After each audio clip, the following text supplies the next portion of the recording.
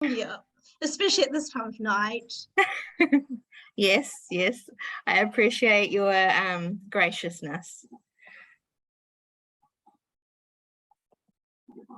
Okay, so I'm just sharing now the screen that has the brief around this next assignment. This assignment is around a case conceptualization or a case development. I will be going in depth in that in tomorrow's class, so I won't go into it a whole heap today, apart from just maybe talking about places where you could find a rough structure to give you some idea of what should be included or what flow they might have. So with the case conceptualization, you are to choose a movie. There's some listed there. There are some people that have permission to do other movies like Cousins and Mayhana. And I think, Olivia, you've got permission as well for one that's more relevant for you.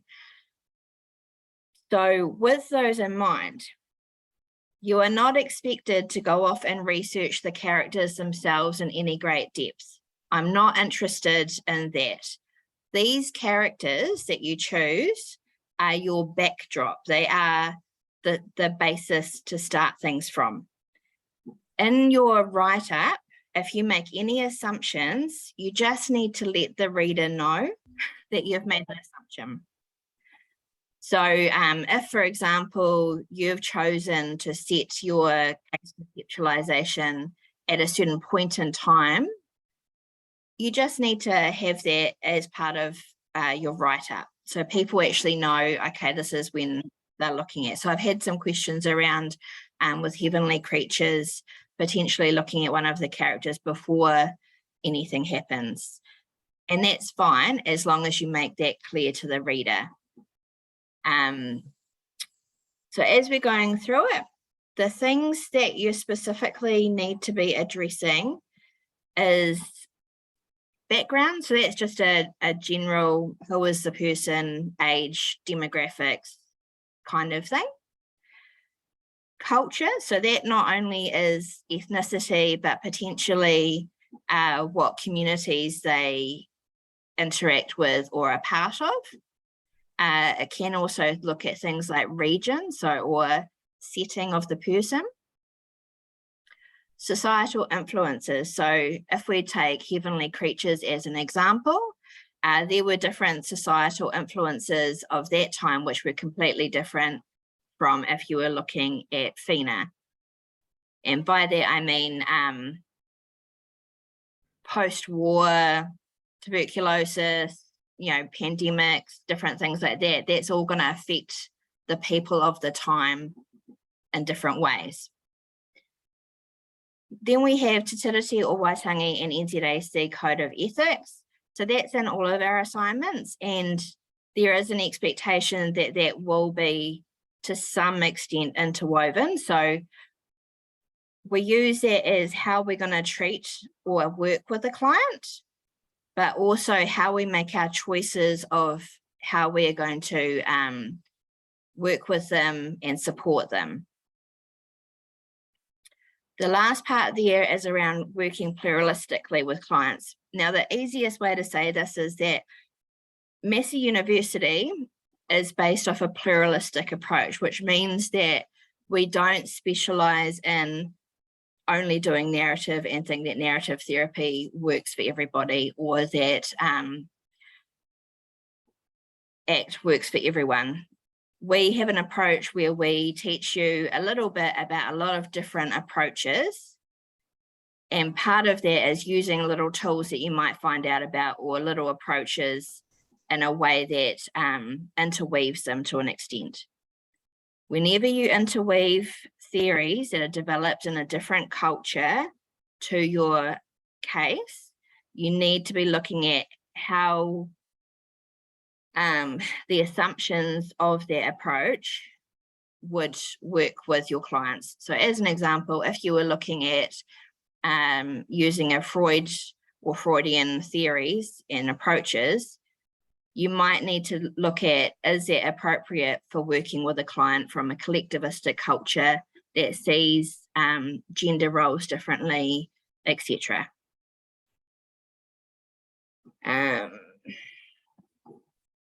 Okay, so then we come down to the second part, which is just the particulars about it. So 2,000, 5,000 words is the maximum. We have the normal academic thing where you do 10% either side without any academic penalties. APA 7 formatting and referencing, and a minimum of 10 references from a variety of sources. So that basically means don't just use your text that you've had over the different papers. We want to see that you've actually researched and you have put a bit of thought into it. Okay, is everyone still with me? Mm-hmm. Yeah, okay. So I'm just going to change now to the, hopefully if I can find, I've got a lot of tabs up, the actual marking rubric.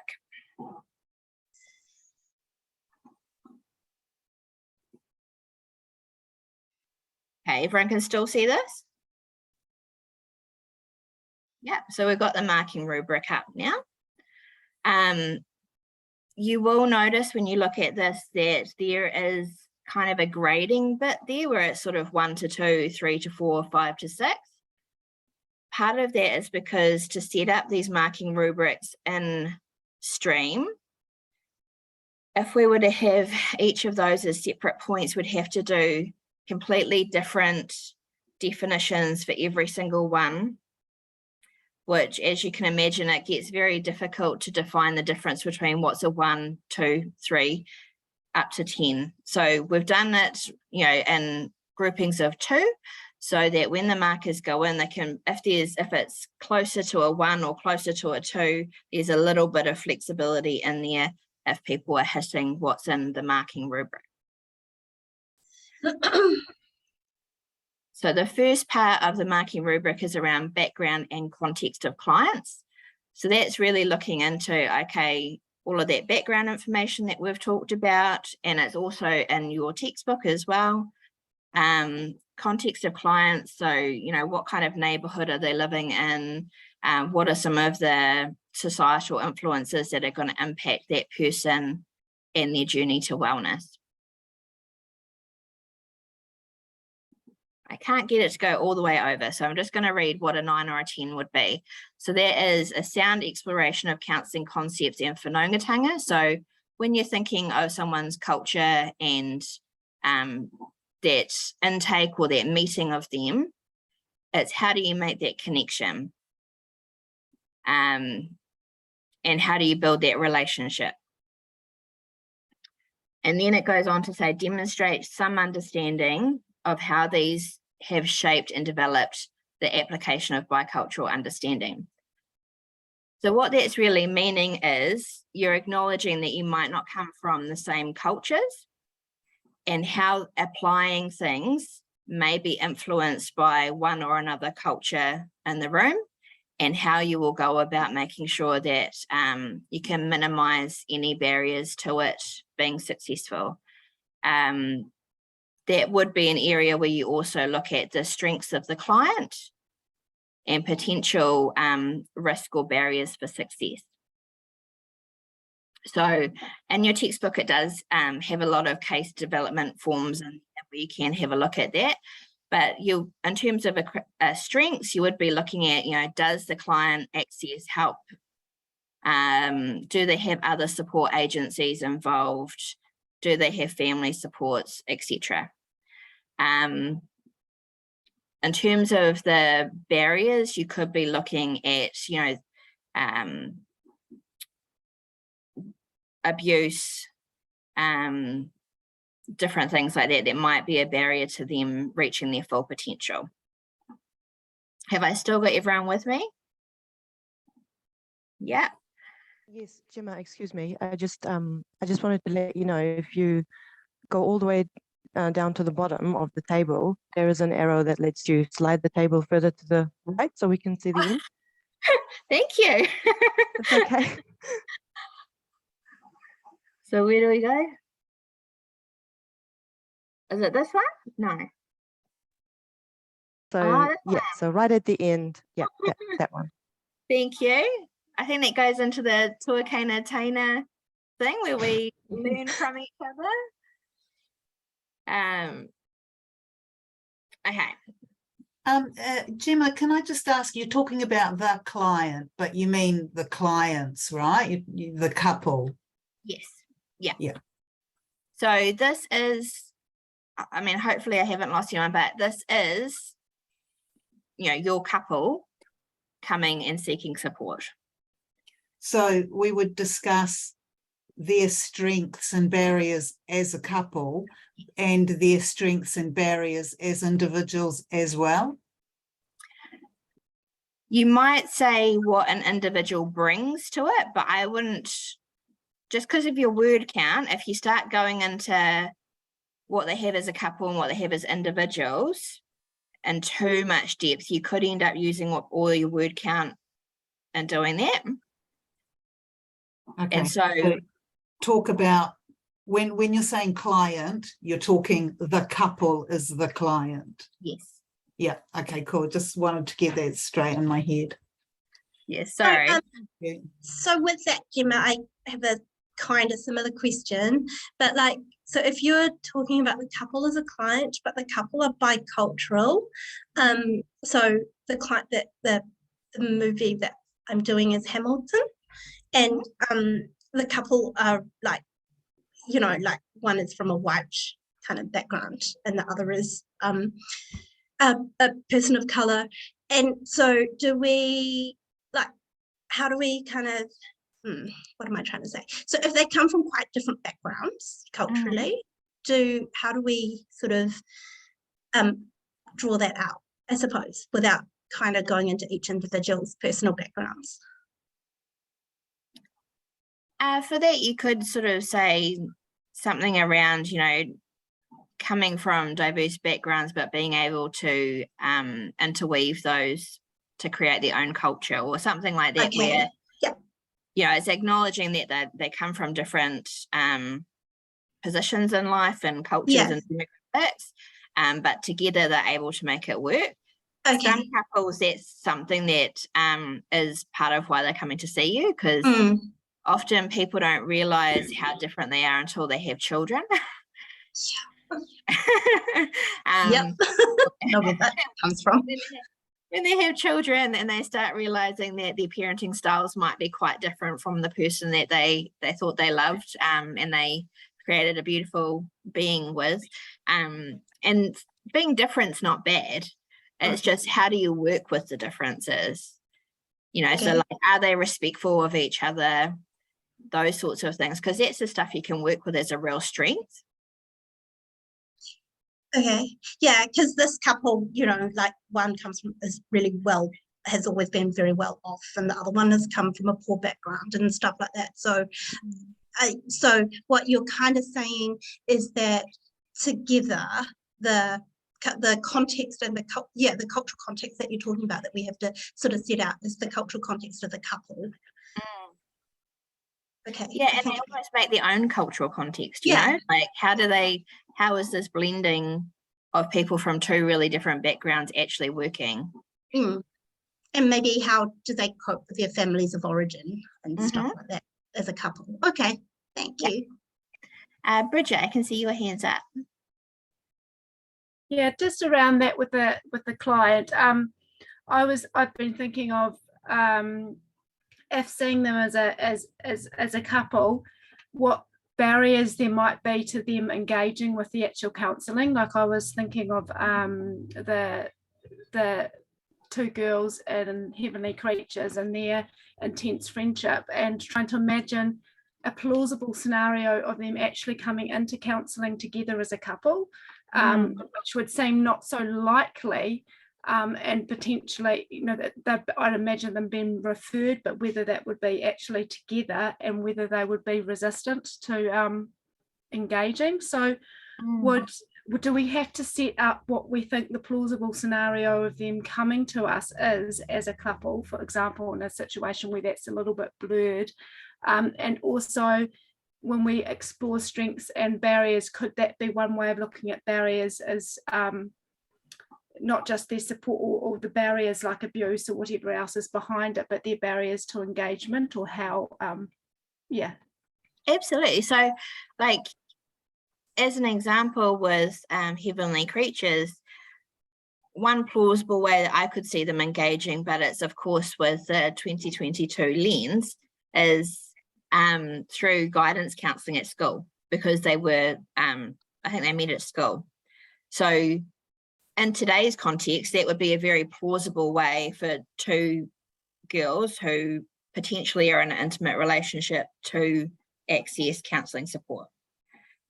Would it be realistic for them to be seeking private counselling external to school? Potentially not, especially with the economic factors involved, and depending on whether you were taking it as is in the, I can't remember, is it the 1940s, 1950s? Or whether you were, okay, if we had these clients today, this is what we would look at. But I think any assumptions you make, or if you move them time-wise, it just needs to be really clearly articulated so that whoever's marking it isn't going, oh, hang on, that wouldn't have happened in that time. So we're not really too worried around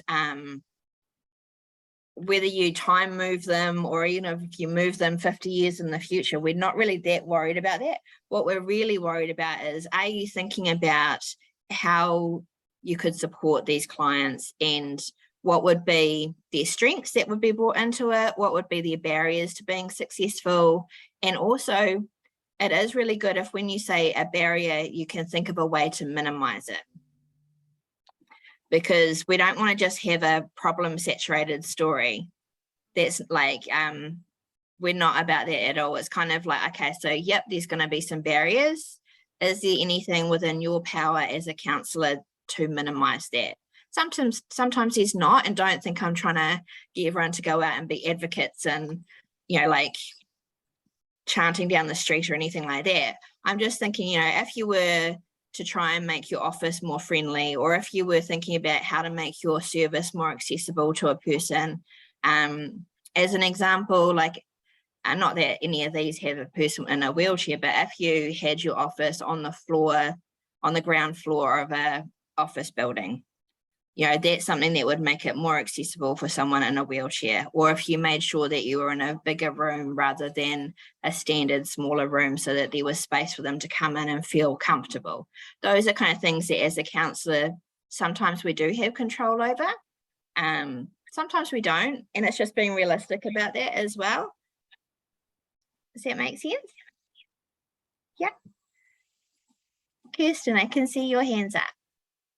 Yeah, hi Gemma, and everyone. I was thinking about doing the parents from CODA, and it's just occurred to me listening to this that, of course, it would be in sign, would have to be in sign. And so is it okay for me to just pretend that I know sign for the sake of the essay? Absolutely, but make sure you Okay. say it.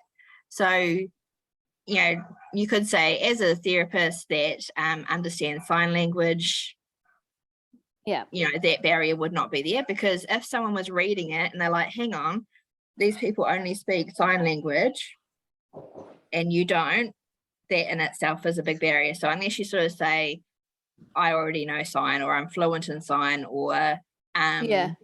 something like that, so that it makes sure that you've understood that that could be a barrier. Yeah. And I just saw down there somebody had posted a question of would you use an interpreter? Would that work in a counselling setting? Potentially, I have. Right. Yeah. It's it can be a bit trickier, but you know, it is a possibility. Yeah. And I think also thinking too, like, language has power and it's how we see the world. So I know someone who is training as a counsellor who is fluent in sign language, and that is such a niche area where, you know, like there's not that many counsellors that are actually trained in sign language or fluent in it. So yeah, if you had that as part of your thing and making sure you're acknowledging that that's something, really good. Thank you. No worries. Is there any more questions before I keep going through the rubric? Oh, hi, Emma. Can I would just, Mm. oh, sorry, you go ahead. oh, okay. Do I mute myself now, maybe? I don't know. I had Elise and Jessica asking questions at the same time. So you can go, Elise. Yeah. Oh, I just wanted to really quickly clarify that it could be any sort of relationship, because it's also family and couples. So it could be the mother-daughter or the father-daughter relationship when we talk about couples. No. So this is the intimate relationship. This is I don't like to say sexual because not everyone's having sex. Romantic relationship? More romantic than familial. Yeah, so the first Okay, stuff that we did was thanks. more around families and whānau. This is definitely looking at I call it an intimate relationship, but you know, like husband, wife, wife, girlfriend, those kind of relationships. So I know there has been commentary around heavenly creatures and it not necessarily being a lesbian relationship. In the movie, the way that it is portrayed is that there is an intimacy there. Yeah, so that's why I've put it in there. There's probably lots of other ones that I'm going to get recommended for next time the paper's offered, but for this year, that's one of the offerings. So is it more like a partnership relationship that you're looking for? Like a boyfriend, girlfriend. Yeah, a partnership. Yeah. Like, so a platonic friendship doesn't count? Not really, no. Okay. No, so because we've already done kind of like the whānau side of it, this is really about the couples part. Mm. I don't want to like go into that too much because I'll probably get myself in trouble with all the genders and people that can and should be together and everything, but it is an intimate or a partnership relationship.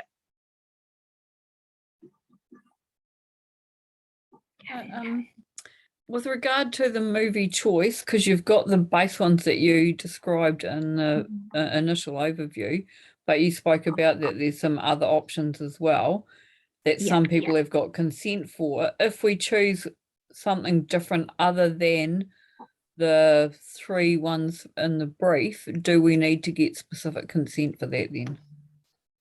It is good just to run it by me first. I did have someone wanting to do like a sitcom type thing, and that's something that we wouldn't look at because sitcoms, the characters evolve quite a lot over a period of time. Like if we were looking at Dharma and Greg, for example, or Friends or something like that, which you know, is pretty accessible and you know, the characters in it are, you know, you could choose.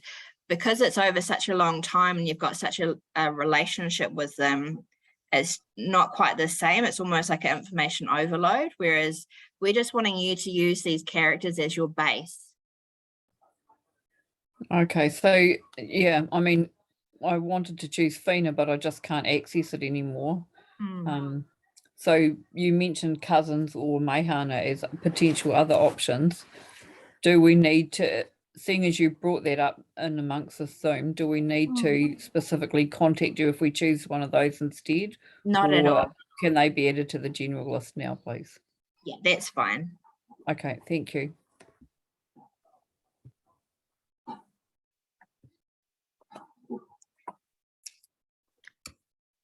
Jessica. Oh, you changed your name to Karen.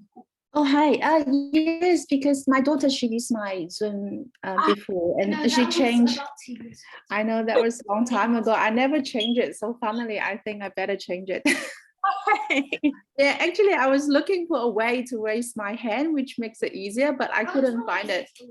So, but yeah, I do have some questions about Jessica. Mommy, okay, thank you. Yeah, thank you. She's helping me. Yeah, I think we all have those helpful people in the background, don't we? Yeah. Oh dear. Yeah, but yeah, I'm trying to work on the parents relationship in CODA as well. But as I think about it and trying to work on it, I realize I'm not sure that I'm on the right direction, because when I look at their arguments, like their conflicts, it's actually always about their children. It originated about, you know, their children as well. So like how they, like the major conflict that they have was about their daughter. Like, should they just let her to explore her own life, or just keep her as, you know, keep the old way of like having her as interpreter?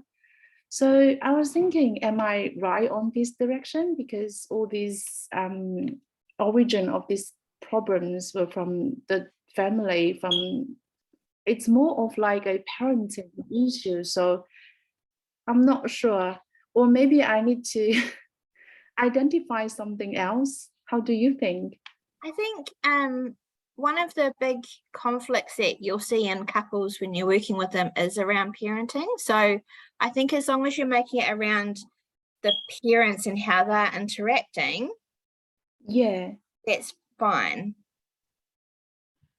So I can consider that as a way, like improving how they do their parenting, as a way of improve their relationship. Yeah, that could be one of their big issues, or like how they communicate different opinions. Like how do they negotiate that middle ground on such big issues? Okay, so as long as it resolved the problem in communicating within the couples, so I'm still on the right track. Absolutely. And just think about too, you don't have to resolve the issue. This is not you going through all of the therapy and resolving it. It's right at the beginning. You're setting the scene of who are your clients, why are they seeing you, what are their strengths, their barriers, and how do you think you could support them? Do I write as like after a few sessions as I learn more and then develop from there? Or it's like, is it like a case conceptualization, actually, this case study? It's, yeah, they're interchangeable, and it's basically around the intake time. So you might have had 1 or 2 meetings with them. You're just gathering your thoughts together. So you don't have to say what every session is going to look like for the next 6 sessions or anything like that. It's just, you know, now that I've met both of them and heard their concerns, these are the things that they would like to work on, like communication. Yeah. We could look at it from a transactional perspective, where we use the PAC model of this and this, or we could use it from a CBT model, where we look at how they're thinking about what each other is saying to each other, and how we get it so that they hear each other better. Okay, right. So, because from the assignment brief, it seems like we're going to choose one approach to explore deeper, or are we going to do it like a, you know, cross theories, or like several approaches work together?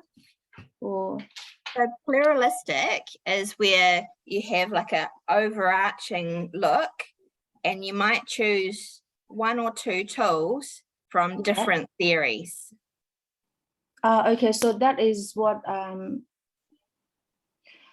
trying to look at the assignment brief now, because here mentioned working with clients pluralistically.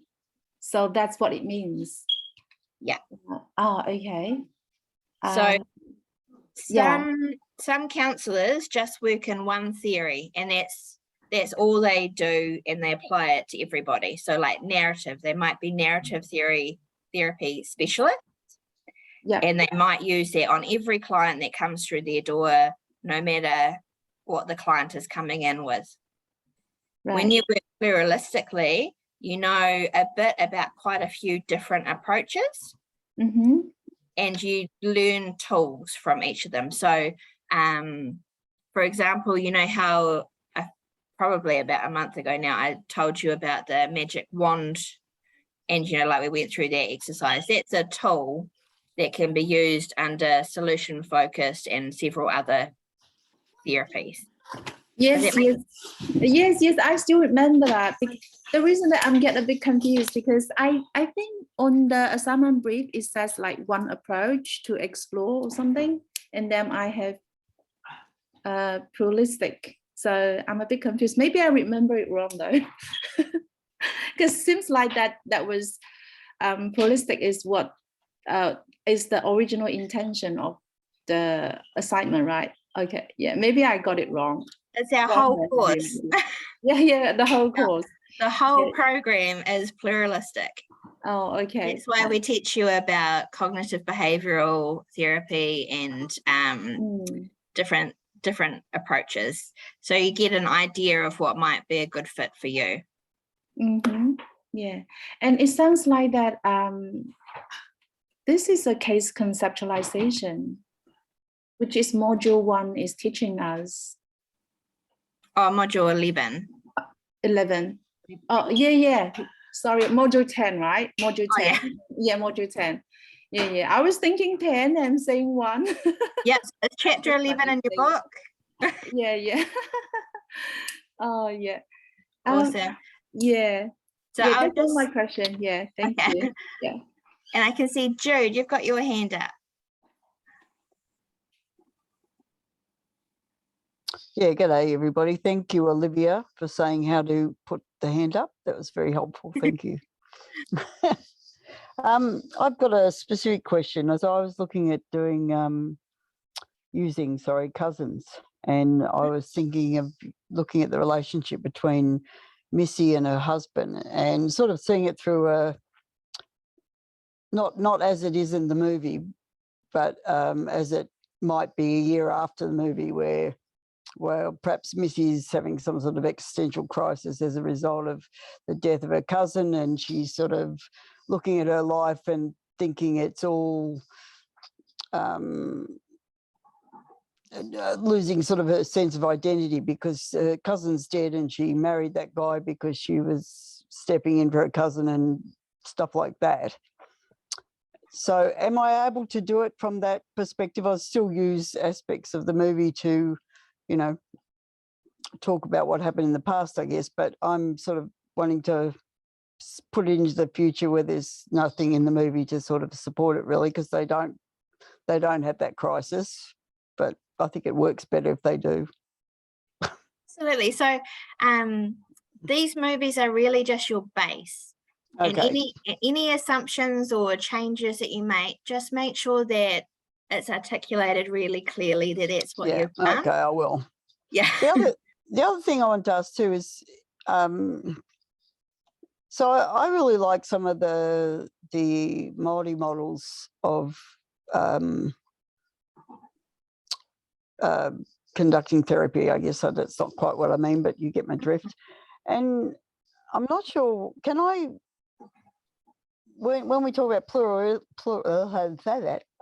Pluralism. Yeah, that'll do. At this time of night, that'll do. Are we talking about in terms of those sort of models as well, or are we just talking about in terms of the ones in Gerhardt or any of the other mob?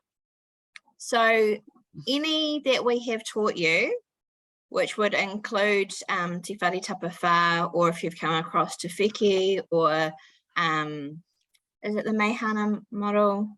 Meihana model, you've got Pōwhiri Pounamu, you've got, there's quite a few of them. Yeah. So so using them is okay. So if you can say for example, I mean, I really like narrative theory because I like to tell stories. Mm-hmm. It works for my brain. And if I wanted to look at that narrative theory and sort of couch it in Te Whare Tapa Whā, I can never say it right, or one of the others, that would be a reasonable way to go about it. Yep, just make sure that if you're interweaving them, you're acknowledging where they might be similar and different. So narrative therapy is proven to work quite well with Indigenous cultures. Yeah, There's a lot of research around it, and you know, we did the module earlier on. So there's a lot of things about narrative therapy that would really work, working with Māori clients. Could you use I can't even say that now. Pūrākau. Pūrākau, in weave that in as well? Absolutely. Okay. It's just not sure that- anything you do, make sure that the reasoning is really nice and clear. So sometimes when we're reading some of the assignments, there's a feeling that we need to be telepathic, and the markers just aren't. So sometimes things need to be written really black and white, like I'm doing this because of this, this, and this. Okay. Yeah. Yep. I'm just having a look at the chat. Olivia, how do I get the hand down? Just do Alt plus Y again. So it's a toggle. Yeah. Thank you. Oh, where's the mute?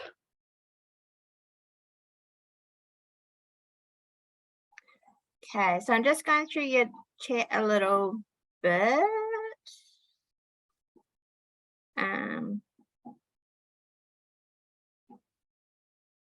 Okay, so at the bottom of the table, okay, thank you, we got that. Can we use an interpreter? We've answered that.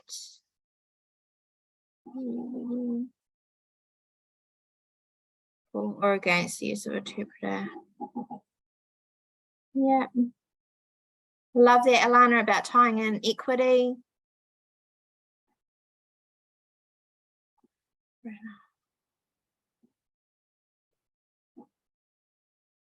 Oh, cool. Okay.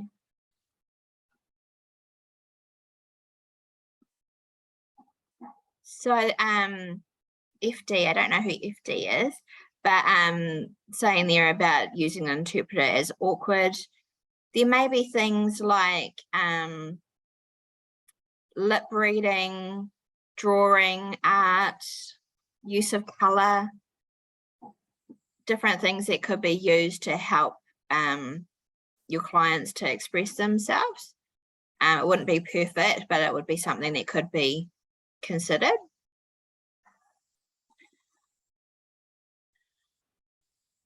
Also, lots of chat with you guys around use of interpreters.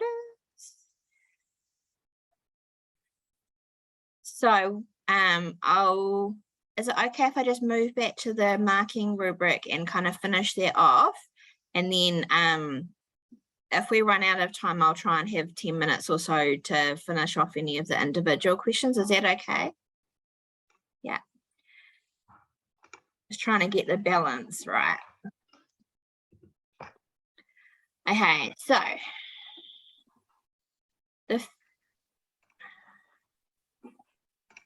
the first part there is around context, background, why are they coming to see you, that sort of thing.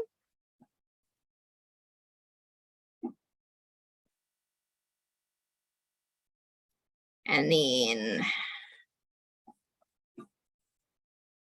part 2 is around pluralistic application. So that's when we're looking at what is it that they're coming for and what are some approaches that you think would be appropriate. So as I just said before to Karen, like if we were looking at the goal of communicating better or finding a way to find a middle ground or something like that, there's quite a lot of different tools that you could use that come from different theories. So I think I gave the example from CBT and from transactional analysis.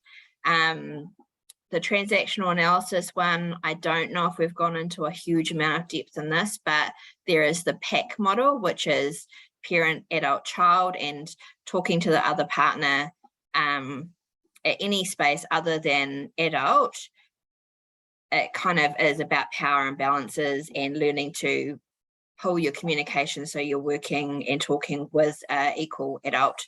And quite often in partnerships, one or the other will go into a parent role and the other goes into a child, and it's kind of a pattern that plays throughout their relationship. That can be quite a good one just for pointing out where things are, but it might not be culturally appropriate for all cultures due to it being based in very Western thinking.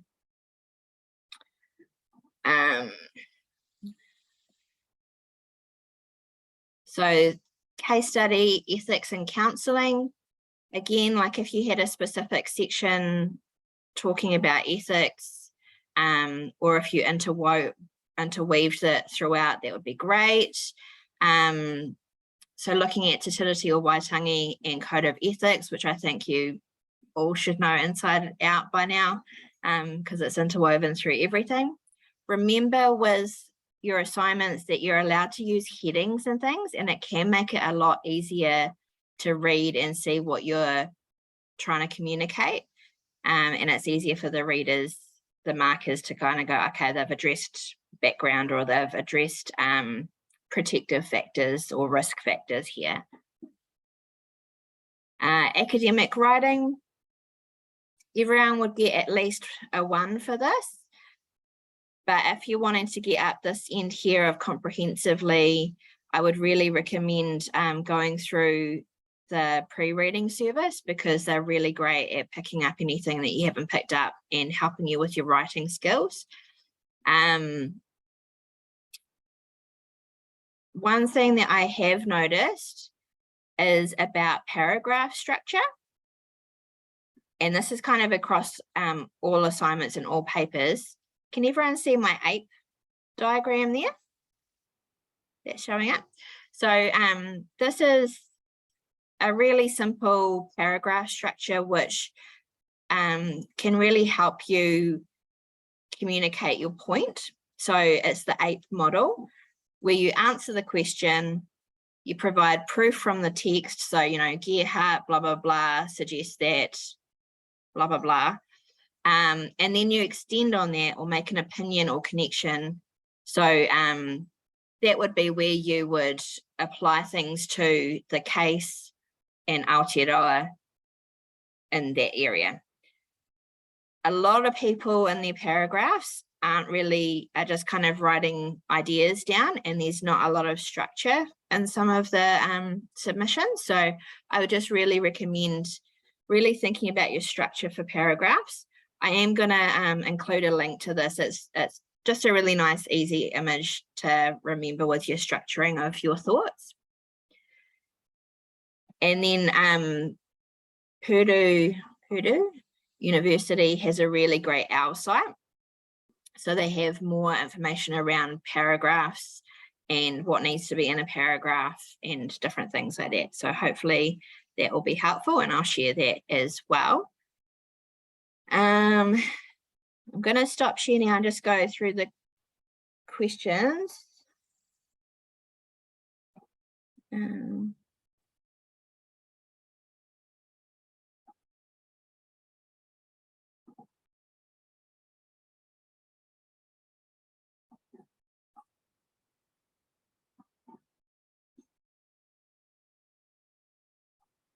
Okay, so do we, oh yeah, we've got some hands up. Amy. Hi, how are you? Hi. Hey, so my question is around like the part about interweaving Te Tiriti and the Code of Ethics. And just from reflecting on previous assignments, when it's been marked, I feel like there has been a focus on the Code of Ethics and the Te Tiriti, like at the expense of the theory sometimes. So I'm just, in terms of like weighting, are you more wanting to see us explore the theory and go into depth on that, or is it the theory and how that interweaves is the more poignant part of that you're wanting us to put across, if that makes sense? Yeah, so it can be a bit confusing as to how much emphasis on different areas that you put in.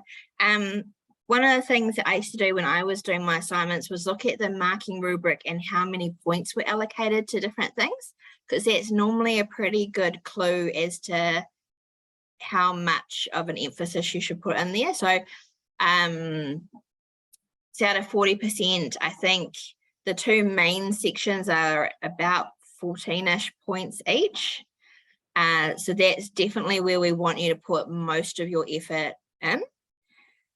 However, the one thing that I would say, because it's something that I've picked up marking across, well, for the last few years across lots of different papers, particularly with reflection, so it might not be super important for this, but people often just have like a little statement of this would represent Te Tiriti or Waitangi in action or something like that, and you're just like, really? Yeah, so what we're really wanting to see is if you say something around ethics, whether it be Te Tiriti or Waitangi or the Code of Ethics, specifically say what it is and how, like an example of it, because we're not mind readers. We don't want you to copy out the whole Code of Ethics or anything like that. But, you know, if you're using talking around power dynamics and power differences or creating equity and how you would do that, we want to hear a little bit more than the superficial, we would look after equity by giving our clients some choices. Yeah. I would like to know, okay, so how would you know that your client is an equal partner? Like, what would I be seeing if I walked in the room with you? And some people say that if they haven't been in counselling, that's really hard for them. And I'm talking more about the reflections now, but when you're talking about that stuff, it doesn't have to be in counselling. It can be when you're interacting with your children. It can be in your mahi, whatever it is, because we have to deal with humans. Yeah. So as long as there's an example there, so we know what that actually looks like, and it's not just at that superficial top level where you're just reciting things from the paper. Thank Does that you. make sense? Yes, it does. Thank you. Sorry, that's one of the bees in my bonnet where people just go, this represents Te Tiriti or Waitangi. Cool. Okay, Thank you. cool. Karen.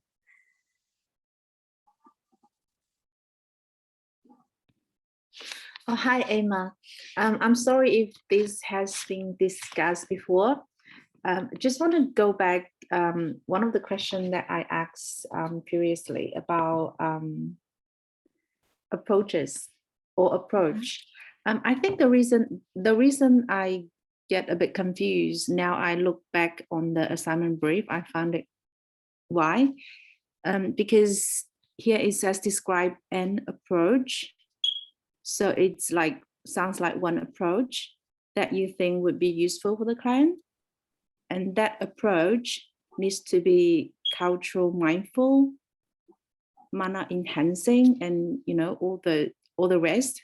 Mm-hmm. So that's why I think you make it quite clear that we will doing holistic, but because this is written down, so I just want to double check. So we not following this, instead we will follow holistic approach, like multi approach, probably not just one approach. Well, yeah, pluralistic uses tools from different approaches. Okay. So you don't have to go into great depth about every single theory or anything like that. It's more like, I would look at using the magic wand to help the client to discover what it is in their life that isn't working for them, and that might be in their goal setting, and then you might use a different approach or technique to do the next step. Yeah. Okay, so we will do that way. Well, you can, yeah. So just what you described, that's how we are going to work on this case study. Yes. Okay, awesome. I'm sorry, I just can't help myself but worrying because this sets an approach. So but thank you very much. Yes. Okay. Anna, I can see your hands up. Hi. two questions I have are both from within the case study part of the rubric. And it's just understanding, I guess, an example of what it means. Comprehensive awareness of one's own identity within a therapeutic process. Yeah. What exactly does that mean? Or what's an example of it? So as an example, if I was writing a case study, I would acknowledge I am a middle-class Palangi person who has certain levels of education. There may be unconscious biases that are attached to that. So the reason why we're wanting you to acknowledge who you are and what you're bringing is because there is unconscious biases, whether we like to acknowledge them or not. It's well proven. I think I've put the unconscious biases recordings earlier on in our paper around people of different colours accessing healthcare and there actually being differences in the medical treatment that they received, which was based on unconscious biases. It is a thing that exists in New Zealand and it needs to be addressed. And so by acknowledging who you are and what you bring, that is kind of acknowledging it to a certain extent. Is that making sense? So we don't need to be specific and say that because I am a middle-class Pākehā, then I would have an unconscious bias of. We don't need to be specific and sort of give examples of what those could be. No, it's just sort of acknowledging who you are and what you bring. You might want to put in a sentence, but not necessarily like a whole paragraph saying there may be unconscious biases that I bring with me, but that's not really the big focus. Yeah. Okay, and then the other question, which is just the next part of that same section, it says interweaving of emotional responses to experiences of privilege, power, and oppression. So are those our own emotional responses? That's kind of both of you coming together. Okay.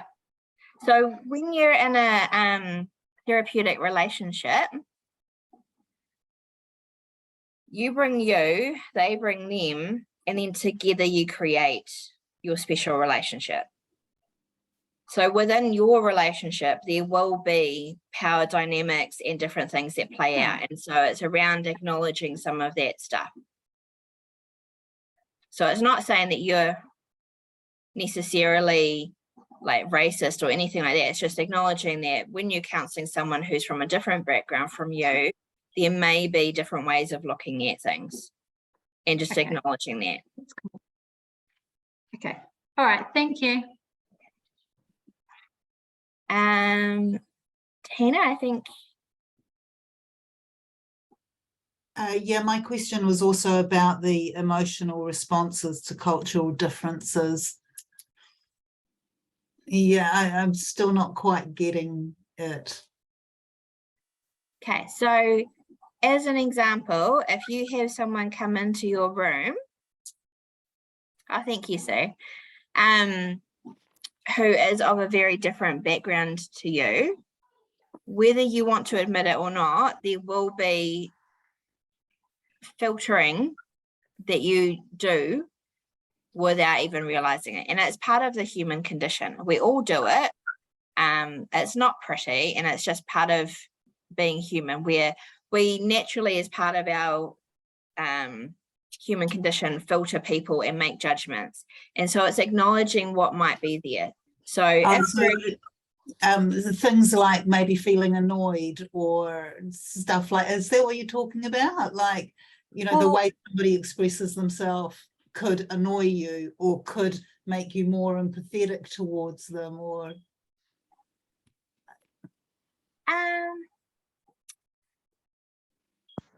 can I have a think about it and record something different? Because I think that in itself could probably be like a 10-minute recording. Could an example of that be like the girls in Heavenly Creatures, and they're coming in and they're a very young couple, and so it's acknowledging your emotional response that you are you potentially could look at their relationship and go, well, they're young, so it can't be that serious. Is that like an example? Okay, Yeah. yeah. Or Right. even to two girls coming into your office wanting to have a relationship, you know, like acknowledging that might in itself bring up certain thoughts and feelings. Like I know when I'm in a session and someone might be saying something that's really against like my Christianity, and there will be different feelings that come up for me, but it's acknowledging that and just sort of being me and authentic without saying, well, actually I'm offended at what you're saying because it goes against my religion or whatever, you know, like, so Yeah. just being aware of that kind of stuff, because if you don't acknowledge it, then you can't do anything with it. So, Um, an example that I've had experience with quite recently is that we were out, my partner and I, and he's sighted and I'm blind. And we both agreed afterwards that we got the impression that the person was like, why on earth is he with her, kind of thing, because, you know, people with disabilities aren't supposed to be with someone who quotes mainstream / normal. So that was the impression we got. They never said it, but just the way they kind of talk to us. And I think that if you're in a counselling relationship and a couple walks in and one has a disability, a visible disability, and the other doesn't, you might need to, for example, acknowledge your emotional response to that. Because it does come across whether you say it or not. So I think, is that what we're talking about, kind of, Gemma? Yeah, that's a really good example. Because what happens then is that we automatically, both of us, kind of went, we don't really like this person, because why are they questioning our relationship? Yeah. And the thing too is that starts all those cognitions where you're not necessarily, you know, like you kind of get stuck in your head with that stuff. So it might not be out there and direct, but because you've gotten a feeling or a vibe off someone because of the way that they've responded to you, that affects your counselling relationship. And you aren't maybe as open as, so your client may not be as open to you as you think they are. Yeah, absolutely. Like I know when I was working at the university a long time ago, and I was trying to be friends with this guy that was in our cohort or our kind of student support services. I couldn't understand why he would be really friendly to my face and then just not respond to my text messages and be all awkward and things, until I watched the Dawn Raids movie. And he was someone, and I had very blonde hair at that stage and was very palangi, and for him I was a representation of all of the things that he'd been taught to fear. So no matter how nice I was to him or how hard I tried to be mates with him, because of the different things that were going on for him and his history, it just wasn't going to work in terms of a mate, you know, being mates. And so it's just acknowledging that stuff. And so as a counsellor, we have to work through our biases and all the things that we bring with us. And none of us are perfect. I think all of us have a history. And it's just sort of like acknowledging that some things may impact the way that you're perceived or the way that you perceive others. And then that in itself has an impact on your relationship and your ability to do therapy together. Yeah, I see some heads nodding. Yeah. Okay, yeah. I can't hear you. Can you hear me now? Yes. Okay. It's Jaya. I just have a question about the theoretical approaches that we choose. How much depth do we have to explain the approaches? And what I mean is, like, say you were talking about the magic wand intervention before. Do we assume that the reader knows what the magic wand is, or do we have to go into like which group of theories it comes from and what it comprises of? So we wouldn't expect you to explain what narrative or strengths-based, you know, theory is and all of the background of how it was conceived or anything like that. But it's more about, okay, so we're using this tool with this theoretical lens. So if you were using it from a solution focused, then you would say, you know, we're using the magic wand from a solution focused perspective, because that does impact on the way that it's used and the questioning and things. And then sort of talking about just the normal stuff, the strengths, the weaknesses, that kind of thing. So any tool that you use, we want to know that you've thought through why you think this is going to be a good fit for the clients that you're working with. But you don't need to explain like in depth what a magic wand theory is. It's what the tool is. It's more about any decisions you make, having a real critical lens of why you think that that would be appropriate. Okay, so just the rationale around it. Yeah, okay. Thank you.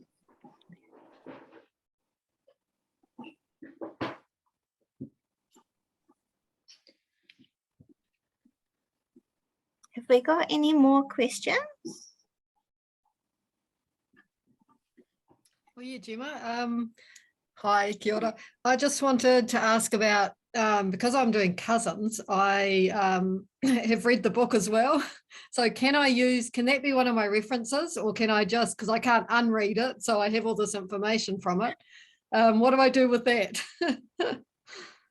I think over reference. So I would add it into the reference, even if you're not going to acknowledge it a whole heap, just so that it's there. But just remember, these are just your baselines. You know, you've got a lot of creative license as to where you take it and what you do with it, as long as it's well reasoned.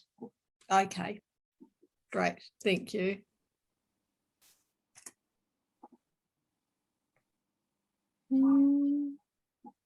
Hey Gemma, I've just got one quick question as well. Yeah. Is that you, John? Yeah, I'm just wondering, in terms of the barriers of success, could something be around, like I'm looking at Heavenly Creatures, but look at the approach of being a male counselor and their opinions around males and how they've been brought up around that, and that could be a barrier? Absolutely. Yeah. Absolutely. Because that's an important thing to acknowledge as well. Like if you were counseling, you know, people of different genders or different sexual identities, just acknowledging your limitations of how much you know and don't know around that. And that's not necessarily to mean that you shouldn't work with those people. It's just about being real about what you do and don't know, and being open to being educated as well. Thank you. Glenda. Yeah, Gemma, I've got a question. I'd used the pre-reading service this week, and it's just a question around format. I had organised the assignment with case conceptualisation first as under a heading, and then kind of the theories and therapies used, and then strengths and weaknesses, and interwoven the Te Tiriti and NZAC throughout. But the pre-reader throughout the case conceptualisation, which was quite a large part because it is part of the rubric, kept saying, but you haven't explained what you would do. You haven't explained what you would do. You haven't explained what you would do. And then in the theories and therapies, they said, oh, well, you should have put all of this all throughout. But I actually wanted to have it separate because to address that conceptualisation and not water it down, to really get into the contextual considerations.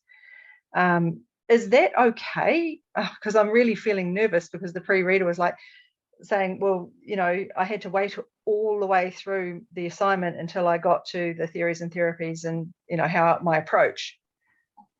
I mean, mixing it up for me would be quite difficult now that I've set it out this, I would have to rewrite the whole thing.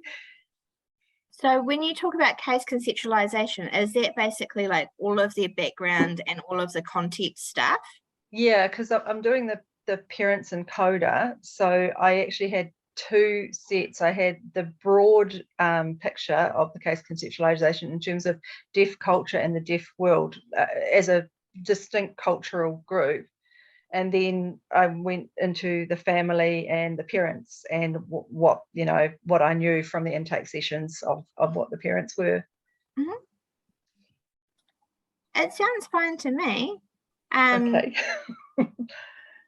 we'll give it a go. Yeah, it just, I wasn't sure because I think the pre-reader probably kind of didn't know that the contextual considerations was, you know, quite a large part of the rubrics. Yeah. I mean, I'm a fan of headings. Wherever you can use headings, Yeah. do it. Oh, well, yeah, that's a good tip. Yeah. Just because when we're writing things ourselves, we think that we've made it really super clear. And often when someone else is reading it, they're just like, what on earth is going on here? It's not quite as clear as she said it read well. I could understand what you were saying. She just didn't like the fact that I hadn't given a solution to some of the contextual considerations. I hadn't said how I would address it right there and then. I just left it hanging. This is a contextual consideration. I would maybe put in something around it just to be like, you know how often when you're doing an essay or something and you'll sort of say, you know, in this essay we will address societal constructs, ethics, blah blah blah blah, and it kind of sets out what to expect. I did that in the introduction. Oh, yeah. you know. Yeah. Because if it's not in the introduction, then I would be like, yeah. But if and you've she got was it kinda... satisfied when she got to the bottom. She was like, oh, this is the answers I was looking for. So I don't know. You might just not know about counselling context stuff. Oh, well, I mean, I'll do my best to try and make it clear that that is coming or something, but yeah. Sometimes I put in a sentence that says something like this will be addressed further below. Like I've done that quite a bit in some of my essays, and that helps a little bit. Yeah, I did use that sentence once and she told me it was a redundancy. Nah, I use it and I don't get marked down for it. So. Okay. I mean, if not in like doubt, I would use it. Yeah. Yeah. Yeah. Okay, thank you guys. It's okay. Emma.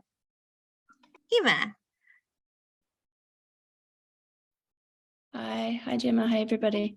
My question is also to do with something that Anna's just posted in the chat about, which is, are you looking for us to add a table as a figure?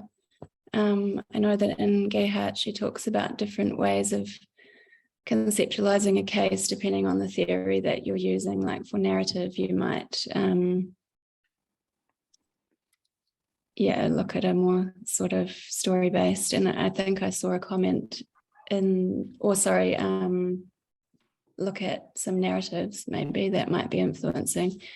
And I think I saw in the forum that a couple of people wrote that they were not resonating with the table-based approach and would rather write it as a story.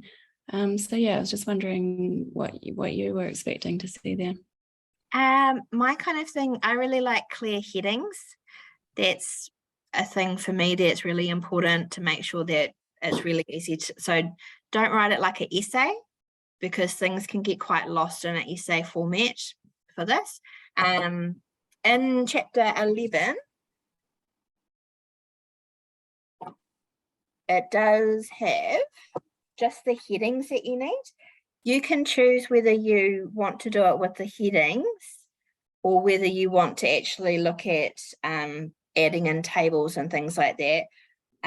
My main thing is look at the marking rubric because that kind of makes it clear where you're going to get your points. So you're not going to get special points for doing it in a certain table format or not. Like we don't really care too much from that as long as we understand the information you're trying to communicate. So on page 498 and 499, it just talks about the overview of cross-theoretical case conceptualizations. We would expect most of those things to be in there, apart from when it comes to 6 to 9. So there's not really the word count to go into interactional patterns and intergenerational attachment patterns and all those things, unless that's your approach that you're using. So if you're using attachment, then absolutely that's a relevant thing to be in there. If you're not really worried about that, then I wouldn't be adding that in there and having a whole thing. Client perspectives would be another one that would be really hard for you to include because you're not really able to, chat with them too much. If there's evidence or if you're able to sort of assert any assumptions that you have made based on your knowledge of the client, then that would be fine to have in there. Yeah. So those are the pages that have that on there. Cool, that's really helpful, thank you. So do you think it's important that it should be something that could be passed along to other people, or is it more for ourselves? So I'll go into this a bit more tomorrow, but part of why it's important for you to know how to do this is an exercise that you do when you are going for your provisional and full membership with NZAC. And it is a skill that you would use if you were doing like client conferences type things within your mahi. So it is a skill that you would potentially present or communicate with other people around your thoughts around your clients and why you're doing what you're doing. We've gone over time a little bit, so I'll just answer the two questions that are there, which is Nemo and Fran, and then we'll close up. Nemo. Oh, Kia ora. I think I just have this like very itchy spot about case conceptualization and assumptions. So you were mentioning earlier that we need to make it quite clear to the reader that we are making an assumption. I think just, could you give an example how I can do that? Thanks. So if, for example, you were using CODA and you chose to look at the parenting conflict that was there, you might say, based on what I have seen, my assumption is that the couple would benefit from learning some communication tools. You know, you don't know that for a fact, like you can't talk with them and say, okay, would you like to learn some communication tools? But based on what's going on there, there's enough evidence that that would make sense. Gemma, about that question, additionally, sorry, I just jumped in, but because it's so relevant to what Nemo just asked, if I wanted to then talk about the application of the Treaty of Waitangi obligations, would I then say, if this were, I mean, the Treaty of Waitangi is always relevant, but if this were an Indigenous couple, do I need to even say this, or I mean, I don't know really how to ask this question. It sounds a little bit silly now that now that I've actually said it out loud, but what I'm trying to say is some of these couples aren't necessarily, yeah, how do I make the treaty relevant for them?